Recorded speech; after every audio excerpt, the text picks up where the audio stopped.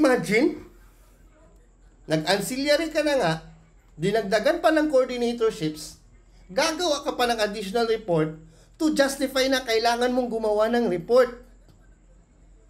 Anak ng...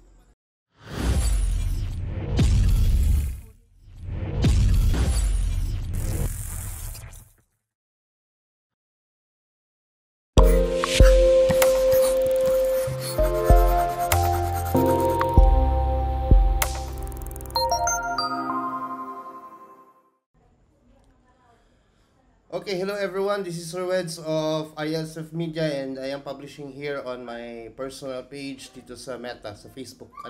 So supposedly kasi I was intending to go live last night pero nakatulog po ako and I was medyo napagod, kaya hindi ako nakapag-live kahapon. Ang intention was to answer one of the queries that was given to us regarding dun sa pinost ko na infographic about DepEd Order number 5 series of 2024. Medyo maingay dito sa labas kasi may party dyan sa kabilang bahay. Ewan ko ano meron, siguro may birthday or what. Ang ingay-ingay nila. So, pasensyahan nyo na yung background natin Anyway, here's the question yung binigay sa atin the other night. Good AM po sir, kasi madaling araw niya na pinost sinende. Ito yata yung nasa message request. So sagutin lang natin. Yung nakalagay dito, good AM po sir. Wala mi kasabot ani imong post. So hindi daw nila naintindihan yung pinost natin. Unsa pasabot ani ano ba ibig sabihin nito? Wala ako or wala kaming service credit o ganun. Ganun yung tanong niya sa atin. Regarding po ito sa infographic na pinost po natin, which you can see on our Facebook page dito sa Meta, So you can look at that. So, i-share ko rin yun dito kasi ginawa ko yun siya sa Illustrator. So, I will just pull up my Illustrator now para makita po ninyo yung infographic na sinasabi niya. Yan yung infographic na pinost ko. Kasi ginawa ko to siya sa Adobe Illustrator. So, I will be zooming in and out. Zoom in and out tayo. Pakita natin. Enable muna natin ito. Yan, para makita ninyo yung mouse ko habang ini-illustrate and ini-explain natin yung ating infographic So specifically this is on page 6 page 6 of the attachment or enclosure of DepEd Order number 5 series of 2024. So that is page 6 and page 7. So magkasunod na pages po yan. Bakit tayo na-intriga dito? Kasi yung title po ng ating infographic is a simple illustration why frequency of tasks, duration of tasks, and school size are vital elements that are missing in DepEd Order number 5 series of 2024. So missing siya, hindi siya na-discuss. Actually, hindi siya factor na kinonsider in the policy crafting ng ating DepEd Order. Kasi kung kinonsider siguro ito, it would have been a huge part on the policy that was distributed o yung nilabas ng DepEd So yan yung ating So let's go through it one by one. Isa-isahin natin siya. So the first part is ito. This is the objective. Ito yung objective niya, To further support the teaching and learning process, teacher ancillary tasks. So we are talking about the teacher ancillary task shall be performed in the remaining 2 hours of the regular work. O, yan.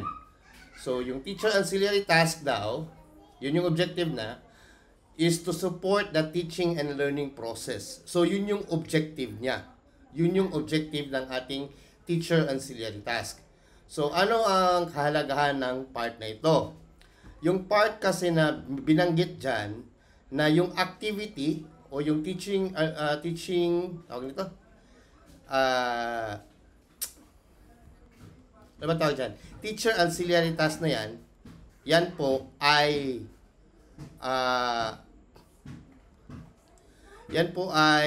within the 2-hour frame or 2-hour window. So ginagawa lamang daw po itong teacher ancillary task na ito if it is within the 2-hour window. Ano yung 2-hour window na yon? Yung 2-hour window na yun po yung tinatawag natin na after the 6 hours of teaching contact. So yung pagkatapos mong magturo, itong teacher ancillary task naman po ang siyang susunod. Maaaring within the morning or afternoon schedule mo, in between learning areas na tinuturo mo or dinideliver mo, or if kung teach all ka, gaya ng kindergarten to grade 3 or key stage 1, after the 6-hour teaching, saka naman magsisimula yung remaining na 2 hours na teacher ancillary task. So yun yung objective and activity niya. Maliwanag ba? Yun yung ini-emphasize nito dito, na ginagawa siya after or in between the 8-hour framework ng daily teaching activity ng ating mga guro. So, yun yung ano niya. So, in-identify din po niya kung ano yung makukonsider na teacher ancillary task. So, unang-una, in-identify niya itong part 2, which is the curriculum planning, curriculum delivery, and pedagogy, assessment of learning progress, and homeroom guidance and management. Kung makikita nyo, highlighted na yung part 1 under the curriculum planning. Kasi ito yung focus talaga ng teacher ancillary, an expected output ng teacher ancillary, or expected activity niya. That is preparation of lessons and or daily lesson logs. Yan yung ginagawa talaga ng guro within the 2-hour window, na dapat ginagawa niya na kasama pa rin or related pa rin sa teaching and learning delivery. Yung pagpre-prepare ng lesson, yung gagawin sa mga lesson planning. Kasama na rin doon yung attendance to learning action cell or sessions, kasi related siya sa tinatawag nating teaching and learning delivery. Di ba? Maliwanag yun. Under daw yun siya sa curriculum planning. So, bakit big deal ang frequency, duration, and class school size? Kasi yung preparation of lesson plans, especially kung key stage 1 ka, kindergarten to grade 3, teach all ka eh. Lahat ng learning area magkakaroon ng lesson planning. Ulitin ko po. Lahat ng learning area na tinuturo mo, yung tinatawag nating multi-preparation, ginagawa po yun siya araw-araw, kasi araw-araw ka namang nagtuturo. And if you are teaching 8 learning areas in one day, that also implies there are 8 lesson plans or lesson logs na kailangan mong gawin. And that is a daily preparation. So daily preparation times number of learning areas. Yun yung ginagawa ng teacher sa 2-hour window na tinatawag lamang ng ating policy bilang teacher ancillary task. Now, why is that important? And why is that relevant? Because if you're going to teach 8 learning areas, which would suffice 360 minutes, yung 8 learning areas na po yun, ay within the 2-hour window na third teaching and learning preparation, aabot lamang po yun ng around 15 to 20 minutes dedication for each learning area. Imagine, kung meron kang 6 na subject na tigwa 1 hour, automatic 360 minutes yun. Pero wala na tayong 360 minutes na subject, naglalaro na lamang siya sa 30 to 50 minutes kasi may ESP tayo. Yung grade 3, lahat ng learning area, teach all sila, uubusin nila yun, yung lahat ng learning area na yun, automatic 360 minutes yun. So that's 8 learning areas. If you're going to divide 360 divided by 8, magkano yun? So sa 8 times 5 ka, 40 ka na kagad. Sa 8 times 8 times 4 ka, 320 na kagad. 8 hours times 40 minutes. 8 learning areas, ba? 8 times 40, oo. 8 learning areas na take for 40 minutes. 320 minutes ka na kaagad. More or less. So, tumatakbo yung oras ng bawat learning area na meron kang more or less 15 to 20 minutes lang na i-dedicate mo para sa preparation ng learning area delivery. Alam ng bawat guro, kahit meron ka ng TG, kahit sinong guro tatanungin mo, kahit meron ka ng teaching guide, meron ka ng libro and all, at meron ng internet, you cannot exhaust 20 minutes lang for one learning area. Okay sana kung teach all ka, one specific teacher preparation lang. Kaya mo yun. Yung 2 oras na dedicated for teacher ancillary, for lesson planning, sa isang learning area lang kasi teach all ka, one preparation, kaya, walang problema, sobra pa. Pero hindi Hindi lang naman kasi yun. You are teaching multiple learning areas. Pangalawa, in the issues of contextualization and localization, such that teaching learning delivery must be student-centered, following the principle of differentiated instruction. If that's the case, sa grade 4 to grade 12, iba't ibang sections, iba't ibang student needs yun.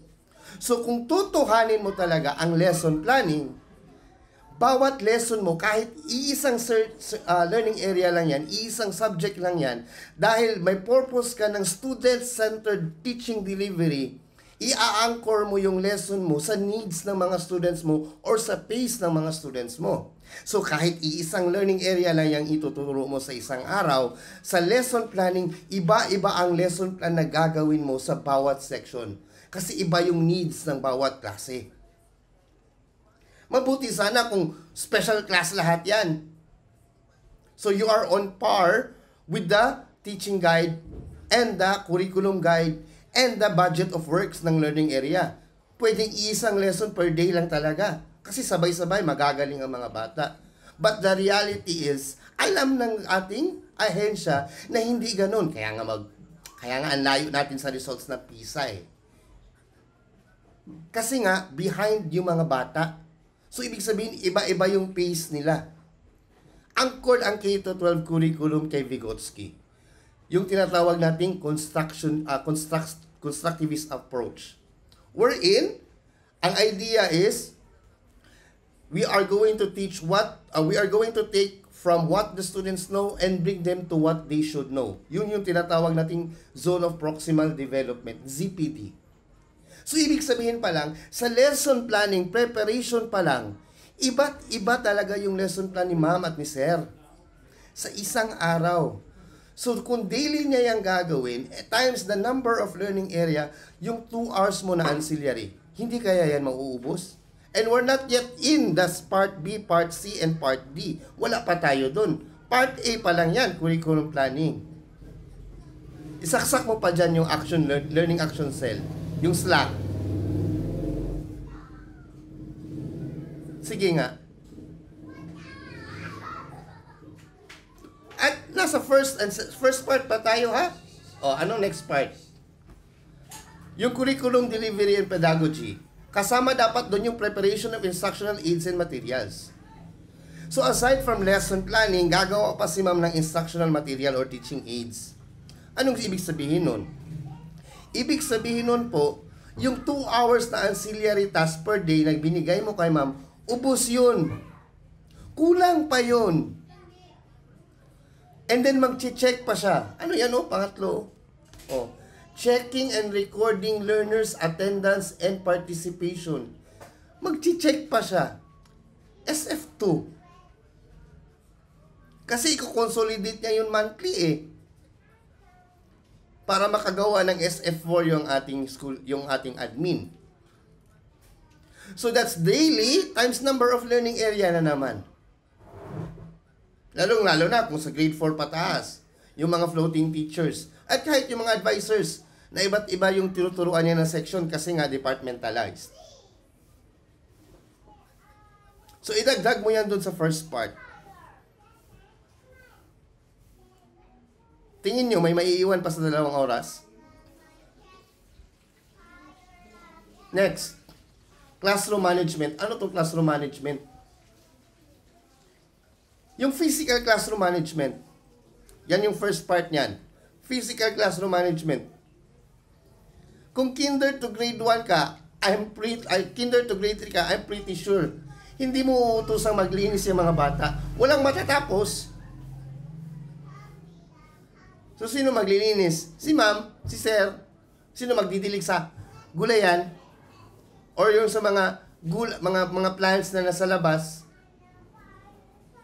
Yung botanical garden ni ma'am? Sino magtatapon ng basura? Yung mga bata. Kinder students, grade 1 students magtatapon ng basura.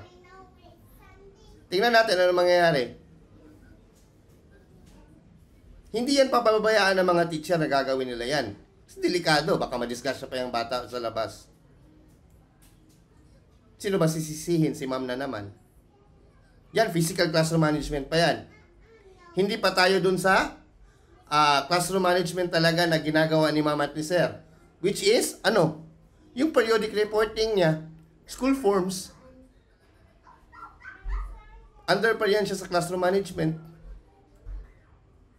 Pag-update ng kanyang mga reports that is related in the teaching, learning, delivery. So yan, parte pa rin ng teacher ancillary task. Within the 2 hours, sa 2-hour window, you're going to divide all of that. Kasi itong mga items na in-identify dito sa policy na sinasabi nila na part ng teacher ancillary tasks, that are actually existing tasks na ginagawa talaga ni sir at ni ma'am.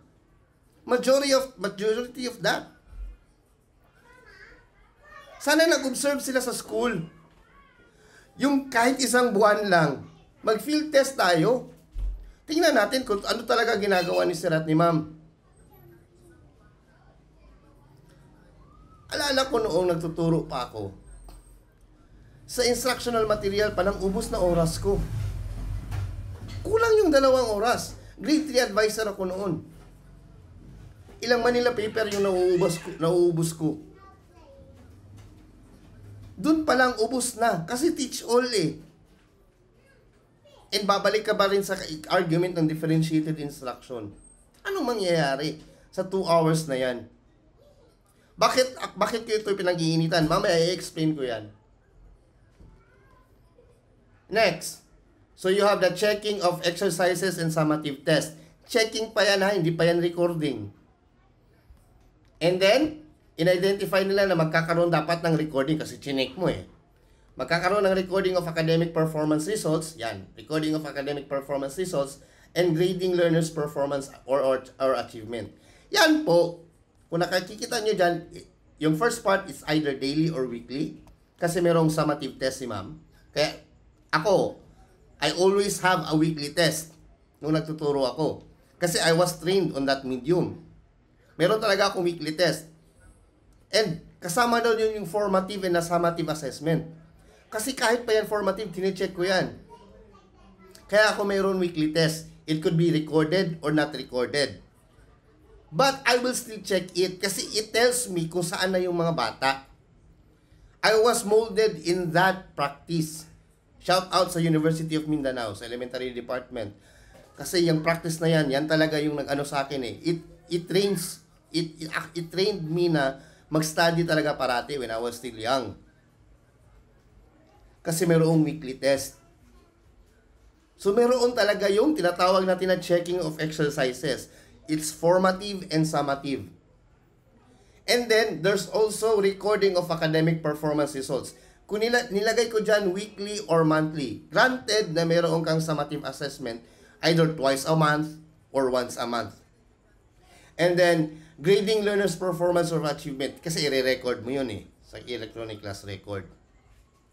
I-multiply mo ulit yan sa number of learning areas. Kasi nga, hindi si sir at saka si ma'am, nagtuturo lamang or naghahandle lamang ng isang klase. Kung key stage 1 yan, isang klase yan, times 2 sa number of learning area. Kung grade 4 to grade 12 yan, i-times 2 sa number of sections or classes na tinuturo niya. Ubos yung 2 oras ni sir at ni ma'am. Kasi idadagdag mo pa yung nasa taas. And then, meron pa yung tinatawag nating homeroom guidance and management. Class advising duties, periodic reporting of attendance, preparation and submission of report card, etc. etc. Yan siya na part. That's done daily and quarterly. Organized yan siya. It's daily or quarterly. Bakit mabigat yan? Kasi itong trabaho ng advisor na ito, ginagawa niya rin kasi itong nasa taas, plus ito pang nasa baba. Now, how many are that? Ilan ba yan? Lahat-lahat po yan, among the 13 listed activities, at least 6 are done daily, 3 are done weekly, 3 are done monthly, and 2 are done quarterly. But for every weekly, monthly, and quarterly task is still added upon the daily task. It doesn't diminish na keso, itong task na to, weekly lang to. It doesn't mean na hindi mo na gagawin yung daily task mo. So, papatong pa rin yun siya sa daily task. Keso ito, quarterly lang to. Bakit? Kapag ba yung quarterly na task na yan, na na-identify ng ancillary task na yan, kapag ba quarterly siya, ibig sabihin, hindi ka na gumagawa ng mga weekly and daily task? Gumagawa ka pa rin. So, it adds on top of the weekly and the daily task. So, kung meron kang monthly, ganun din. Kung meron kang quarterly, ganun din. So, all in all, it will still add up on the daily task. Ganun pa rin. In other words, lahat to sila darating at pagkakataon na gagawin mo to sa loob ng isang araw lahat. Sir, imposible naman. Kakacheck ko lang ng attendance. Kakacheck ko lang ng record. Gagawa ka pala kaagad ng ng lesson plan. Of course! Para saan pa na gumawa ka ng checking?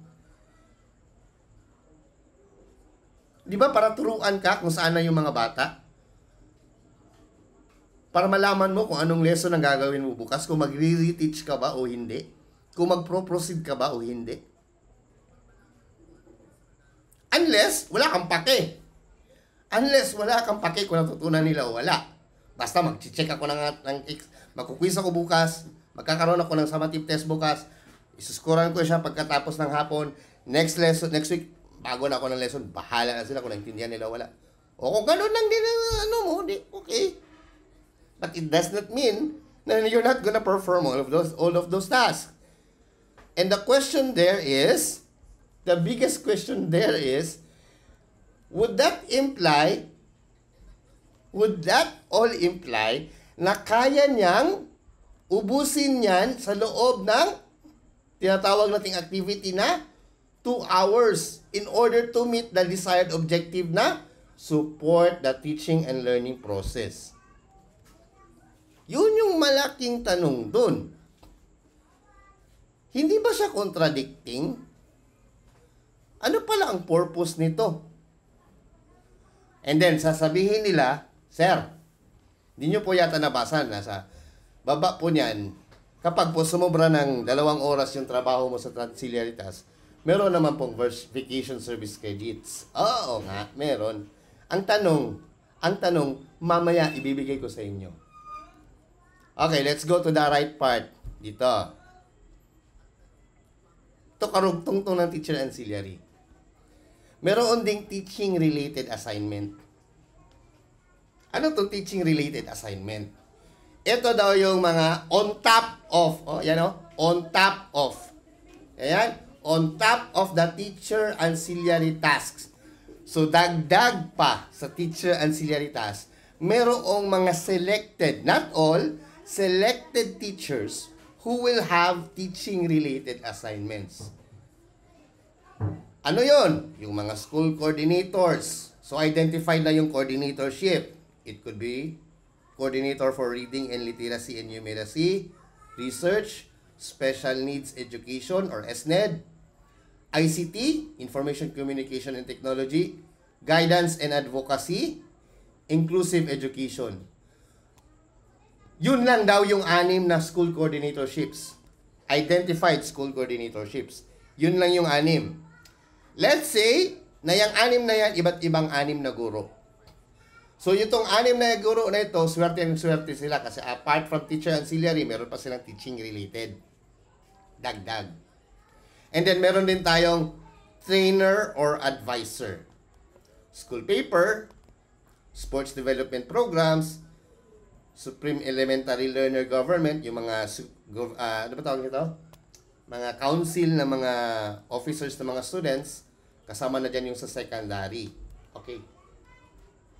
Dagdag 3 na naman. 3 na naman yan. 3 teachers. May 6 na teacher, may 9 na teacher ka na.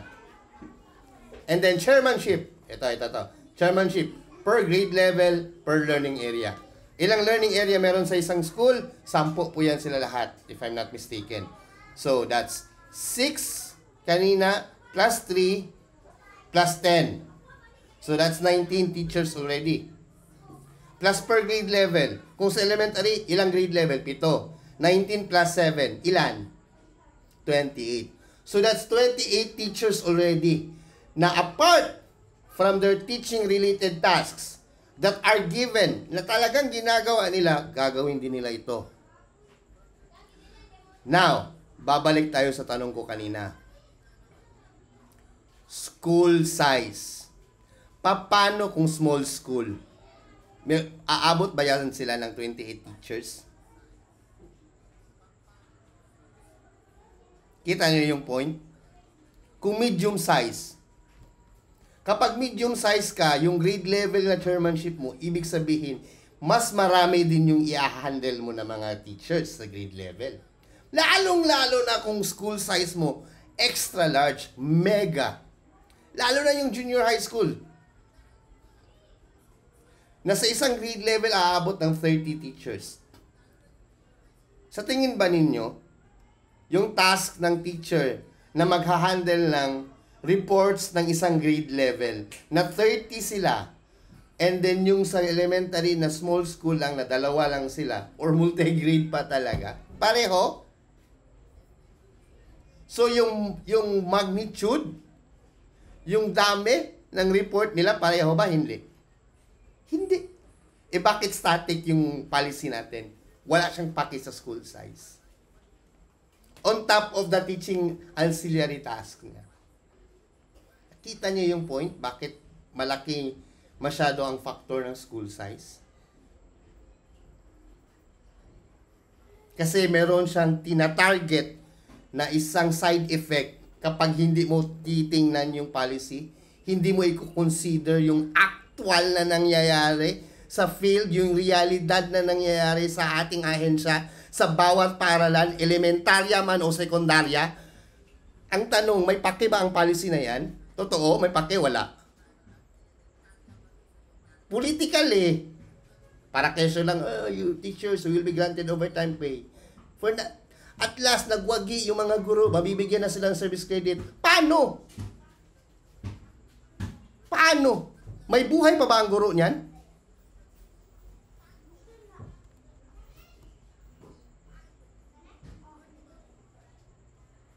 Ano to, for clout? Para mag-trending? On top of that, papunta yan siya dun sa ancillary task. Itong teaching-related assignment na yan. Yang dalawang yan, magkasama yan. Anong mangyayari? Anong gagawin nyo sa teacher?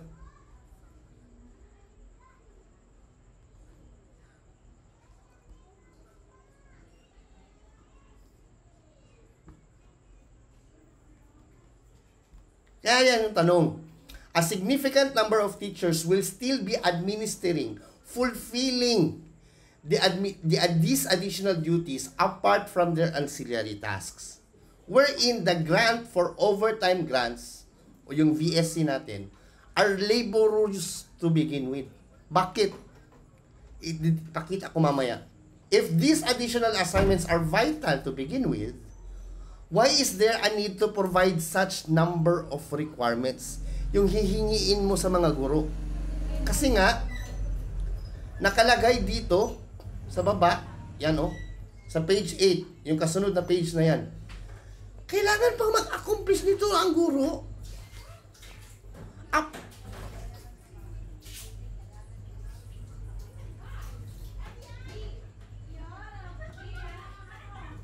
Yan o. Kasi nga daw, teachers performing teaching-related assignments, duties, and responsibilities beyond regular work hours, whether within or outside the school premises, shall be granted with vacation service credits. Subject to the guidelines provided herein. Ano yung guidelines na yun? Itong nasa kabila. Ito yung guidelines. Dapat daw si ma'am, gagawa siya ng authority from the school head. Teachers shall secure authority from the school head to render work beyond regular work hours, specifying the following: name and position, date and time, purpose, task to be accomplished, and justification. Magja-justify pa si ma'am? Magja-justify pa si ma'am na gagawa siya ng report?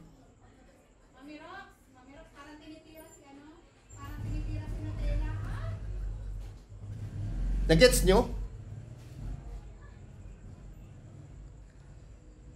Gagawa ka ng report na magja-justify that you need to create a report. Ano yun?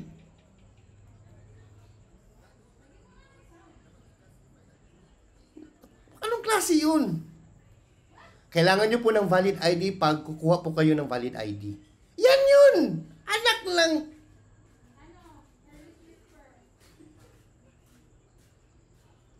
Di ba? Yung requirement po sa pag-apply ng valid ID, kailangan na rin pong meron kayong valid ID. Ayan din yun eh. Bago ka gumawa ng report, kailangan mo munang mag-justify na kailangan mong gumawa ng report. Anak ng lintik. Di dagdag na naman sa gagawin ng guro yun. Gagawa pa siya ng report na kailangan niyang gumawa ng report on top of the ancillary task na ginagawa niya araw-araw. Anak ng lintik naman na palisiyan. Sino may gawa nito? Anti-teacher?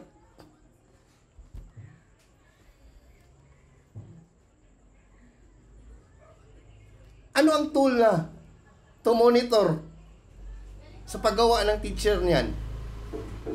Kunwari, ito. Ito, sports development program. Kunwari, magpapalaro yung teacher. Kasama siya sa palaro. So, syempre, pa-practice na yung mga bata niya na magiging contestant or athlete ng palaro. After school hours talaga niya yung gagawin, di ba? Kasi nga, no disruption of classes. Oo, di ba? O sige, within the 2 hours na yung gagawin. Yung pagpalagay natin, may contestant ako, may athlete ako for taekwondo. So, sa loob ng isang araw, magpa-practice siya ng ilalagay ko siya sa 2 hours na window ko. So, on top of gagawin ako ng ancillary task, ito yung teaching-related assignment ko. Tuturuan ko siya, i-train ko siya for taekwondo. Kasi nga, sports development program yun. Kasama siya sa palaro. Gagawa muna ako ng justification na kailangan niyang gumawa, kailangan niyang mag-training for that, di ba? Ganun yung mangyayari. Magre-report pa ako.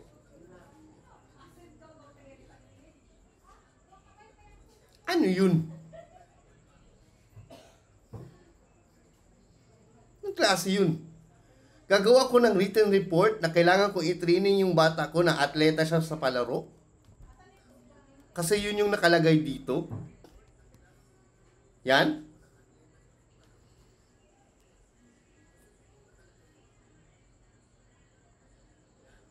So, pagpalagay na natin, isang buwan ko siyang iti-training. Ano mangyayari? Isang buwan din kami, 20 days. Pagpalagay natin, 4 weeks. So, 5 times 4, 20 days. 20 days times 2 hours. Ganun ba yun? So, how many is that? That would be 40 hours.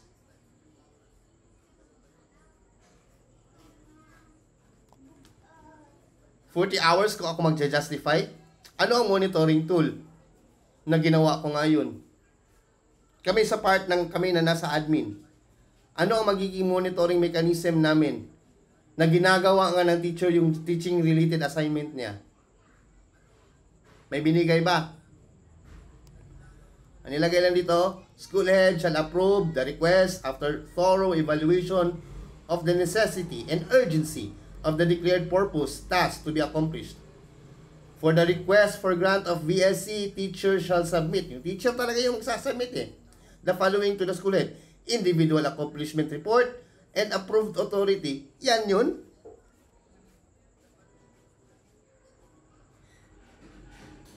Yan yung monitoring mechanism ng admin. Accomplishment report and approved authority lang.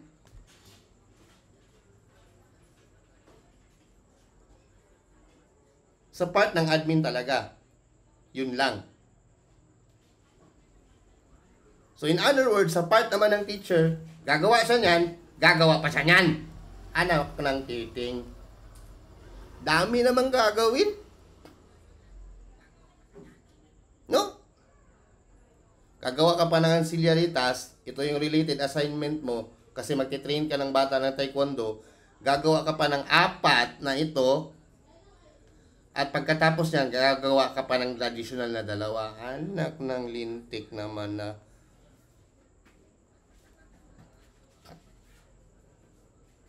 Akala ko babawasan yung trabaho ng guro. Anyari dito? Ba't parang nadagdagan? Then, meron tayong mga master teacher. Teachers conducting conferences with parents and home visits beyond regular work hours shall be granted with VSC. Kung mag-home visit ka, meron ka daw service credit. Basta daw, provided we're in, beyond regular work hours. So, syempre, kunwari, nagtagal ka dun sa bahay ng mga bata na binisita mo. So, ano nung monitoring mechanism? Accomplishment report lang. So, pwedeng gagawa lang si ma'am ng accomplishment report. I visited this barangay. I went to 3 residences of my students. Ganun. Ganun lang yun. And then yung master teacher, meron pa siyang coaching and mentoring as providing technical assistance. So, yun din, kapag beyond regular work hours, meron ding VSC. Ang daming VSC na pinamimigay. Tanong, 15 days lang yung maximum na service credit na ibibigay sa DepEd employees, sa DepEd teachers, di ba? Paano kung naubos na puno na niya yung 15 days? Ano mangyayari dito? Hindi ni-repel nitong policy yung 15 days na maximum. Ano mangyayari? Thank you na lang. Ganun ba? Or i-convert natin yung to overtime pay. Hindi rin naman binanggit yun sa policy. What will happen? Kita nyo, ang daming butas ng policy. Kasi sigurado tayo na ito kasi, ubus na to sa 2 oras. Ubus na yan. So, syempre, kapag ubus na yan sa 2 oras, ang sinabi dito, you will still be granted VSA kapag beyond regular work hours. So, kapag sumobra itong trabahong ito ng 2 oras, automatic meron ka dapat na service credit. Gagawa ka lang ng accomplishment report, tsaka yung approved authority. So, ibig sabihin, mamimigay si DepEd ng sandamakmak na service credit. Kahit sinabi ng ating ahensya na 15 days lang yung maximum per year, mabibigay ba talaga yan? Sigurado? Pwede na tayong lumagpas ng 15 days na service credit si mama at si sir? Hindi yan sinabi sa policy, ha? Silent ang policy dyan. And apart from all of that, kailangan pa niyang gumawa ng report. Report. Report before, report after, and then conduct teaching-related assignment. Anak ng lintik. Imagine, nag-ancillary ka na nga, dinagdagan pa ng coordinatorships, gagawa ka pa ng additional report to justify na kailangan mong gumawa ng report. Anak ng...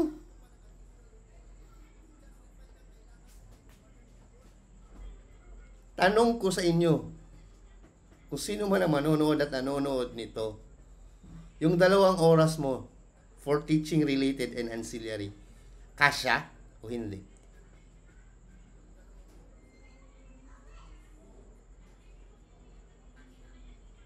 Tagal ko na sa DepEd, hindi kasya. Kaya yan yung huli. What will happen if the teacher already reached the maximum 15 VSC in a year? Will it be converted to overtime? Kapag hindi, ano mangyayari? Thank you na lang. Dami namang thank you. Ilang dekada na yung Magna Carta, thank you na nga yun ng ilang dekada eh. 50 years na. 50 years old na po yung Magna Carta for public school teachers. Hindi po buo na nakuha ng mga guro yung nakapaloob sa ating Magna Carta. So ano ibig sabihin nun? Kasi hindi yun buo. Yung hindi buo na nakuha natin, yung kulang doon, automatic thank you na yun. Tapos ito, dagdag pa ito, thank you na naman ulit.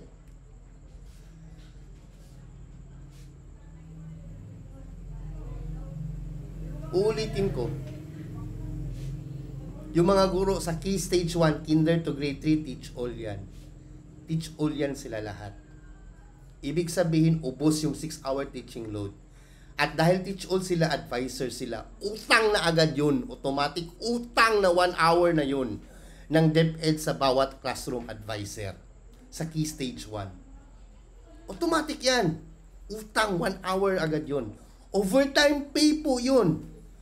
Ibig sabihin,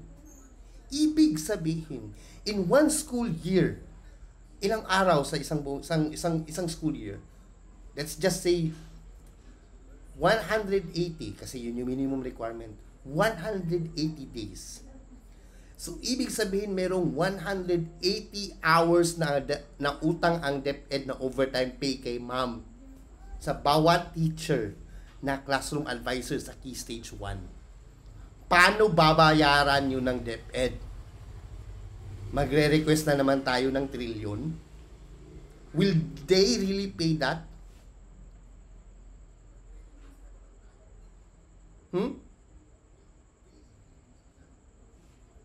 O i-convert nila sa service credit. And then, babalik na naman tayo sa tanong. Yung 180 hours na yun, kung for every 8 hours, it's 1 service credit, 1.25 service credit. 8 hours lang yun. I-divide natin. 180 hours divided by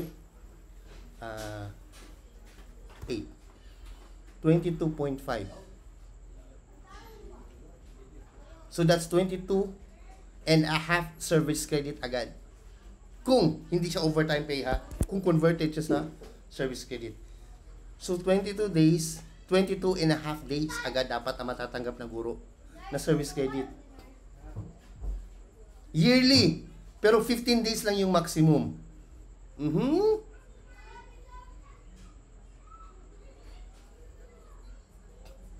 Kita nyo yung laking butas ng policy?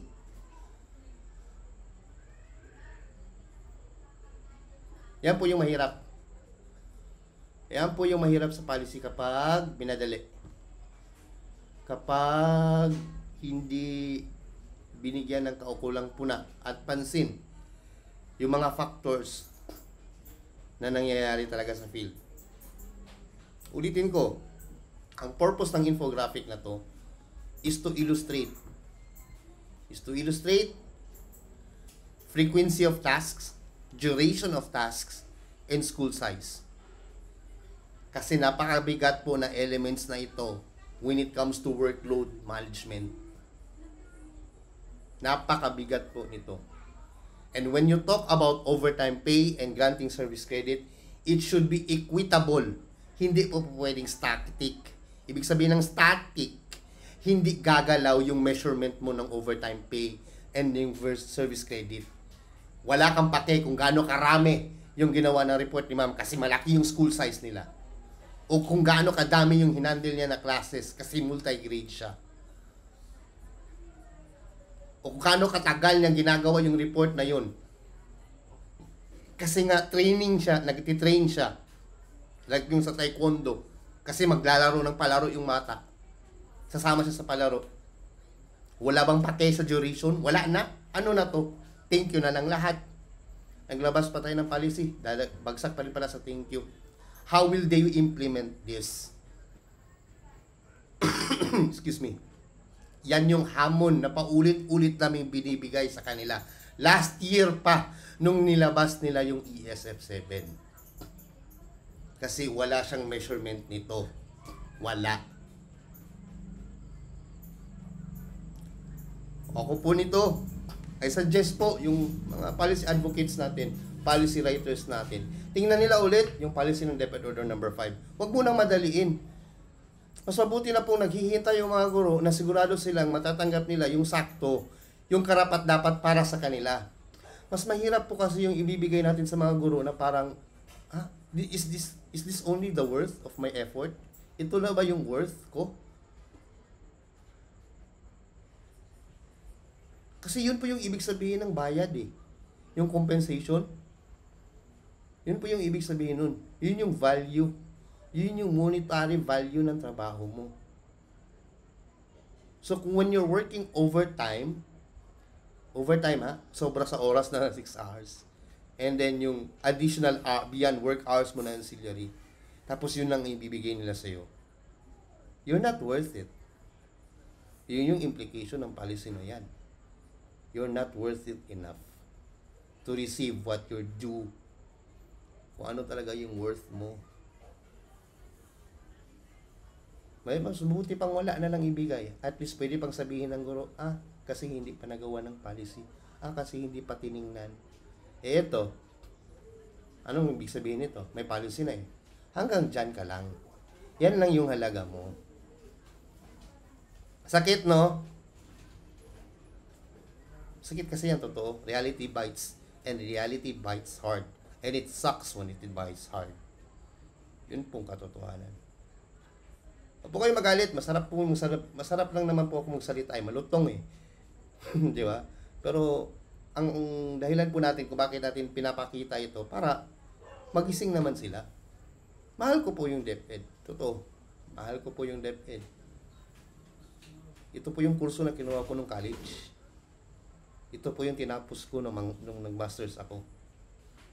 Bakit po ako nag-aral? Kasi nga gusto ko maging guro. Kasi mahal ko tong ahensya na to. Nag-aaral pa ako ng college, nasa alive na ako. Imagine, gusto ko ganun ka-eager si Wedsmer when it comes to merge into the public sector. Kasi serbisyo ito eh. I wanna give back. Huwag naman sanang ganito. Huwag nating sayangin yung policy. Sa mga nasa taas po, huwag po kayo magalit sa akin. Pinupuna po natin para ma-improve. Kasi mahal natin yung ahensya. Uulitin ko po yung sinabi ko noon at ilang beses ko na po itong sinabi. Since 2017, ito na yung sinasabi namin. Ito na yung sinasabi ko sa lahat ng mga workshops, seminars na atinan ko. Every time I'm given the chance to speak. Uulitin ko po at ulitin ko po ito hanggang sa panahon na nasa DepEd pa ako. At siguro kahit wala na ako sa DepEd. Mga ma'am, mga sir, kung ang kabataan ang pag-asa ng ating bayan, ang mga guro ang pag-asa ng ating kabataan. Yan lamang po. Maraming salamat. Magandang gabi sa inyong lahat.